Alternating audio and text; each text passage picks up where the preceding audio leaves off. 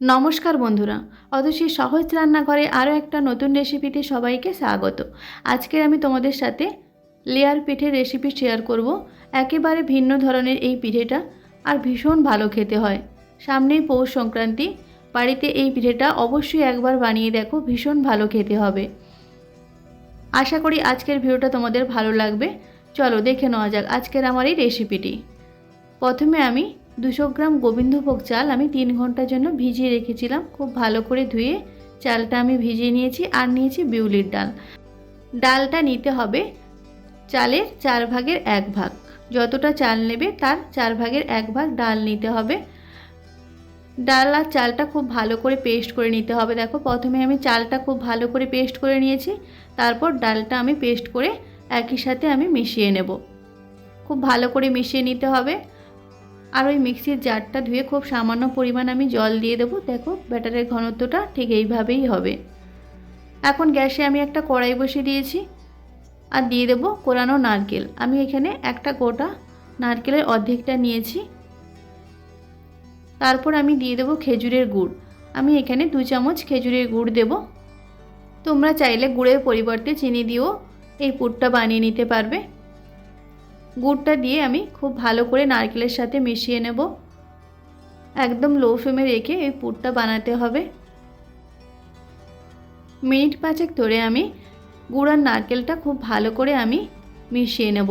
একটু পাক করে নিতে হবে। দেখো পুরটা যেন একটু টাইট হয় সেইভাবে পুরটা রেডি করতে হবে। এখন আমি দিয়ে দেবো 2 চামচ গুঁড়ো দুধ।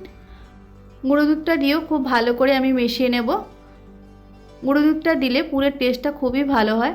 অবশ্যই তোমরা চেষ্টা করবে গুঁড়ো দুধ বা খোয়া ক্ষীর দেওয়ার জন্য, তাহলে পুরের টেস্টটা খুবই ভালো হবে। গুঁড়ো দুধটা দিয়ে খুব ভালো করে আমি মিশিয়ে নিয়েছি। দেখো যখন পুরটা কড়া থেকে এরকম ছেড়ে আসবে তখন গ্যাসটা অফ করে দিতে হবে। এখন আমি ওই ব্যাটারে খুব সামান্য পরিমাণ লবণ দিয়ে দেবো। তারপর খুব ভালো করে আমি মিশিয়ে নেব।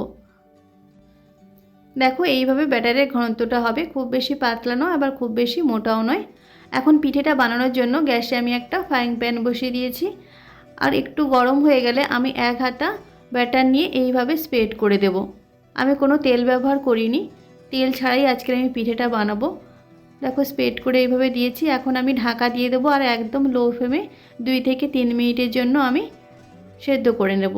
তারপর উপর থেকে আমি যে পুরটা রেডি করে রেখেছিলাম সেই পুরটা আমি দিয়ে দেব।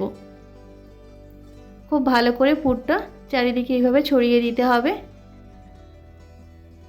পুরটা ভালো করে ছড়ানো হয়ে গেলে আমি আবারও 1 হাতা ব্যাটার নিয়ে উপর থেকে দিয়ে দেব। এইভাবে উপর থেকে ব্যাটারটা খুব ভালো করে দিয়ে দিতে হবে। ব্যাটারটা খুব ভালো করে দেওয়া হয়ে গেলে আবারও উপর থেকে ঢাকা দিয়ে দিতে হবে। ঢাকা দিয়ে 2-3 মিনিট পর আবারও ঢাকনাটা খুলে নিতে হবে। দেখো ঢাকনাটা খুলে নিয়েছি, ওপরটা এইভাবে শুকিয়ে গেছে।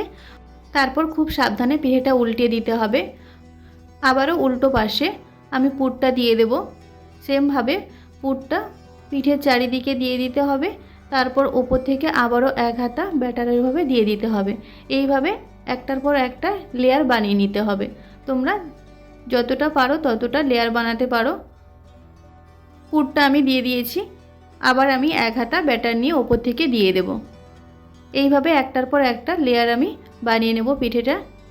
উপর থেকে দিয়ে সেমভাবে আমি ঢাকা দিয়ে আবার 2 থেকে 3 মিনিট আমি সেদ্ধ করে নেব। তারপর আবার সেম প্রসেসে আমি উল্টে দেব।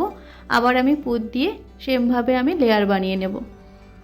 ভীষণই বানানো সহজ, তবে এই পিঠেটা খেতে খুবই ভালো হয়। অবশ্যই তোমরা একবার বাড়িতে বানাবে। একবার বানানোর পর বারবার এই পিঠেটা বানাতে মন চাইবে। ভীষণ ভালো খেতে হয়।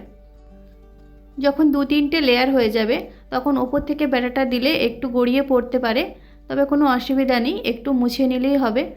আর একটু করে এরকম জল ছিটিয়ে দিতে হবে। আমি আর লেয়ার বানাবো না, এটাই শেষ লেয়ার। তারপর আমি পিঠেটা কমপ্লিট করে নেব। দেখো উল্টে দিচ্ছি এইভাবে।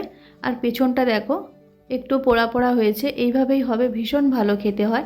এখন আমি গ্যাসটা অফ করে দেব। তারপর আমি তোমাদের পিঠেটা কেটে দেখাচ্ছি। দেখো এই পিঠেটা একেবারে তেল ছাড়াই বানানো যায় আর খুবই ভালো খেতে হয়। দেখো পিঠেটা যখন কাটবো তখন ভিতরটা একদম রসালো হবে, একদম নরম হবে, আর ওপরটা একটু মুচমুচে ক্রিস্পি হবে।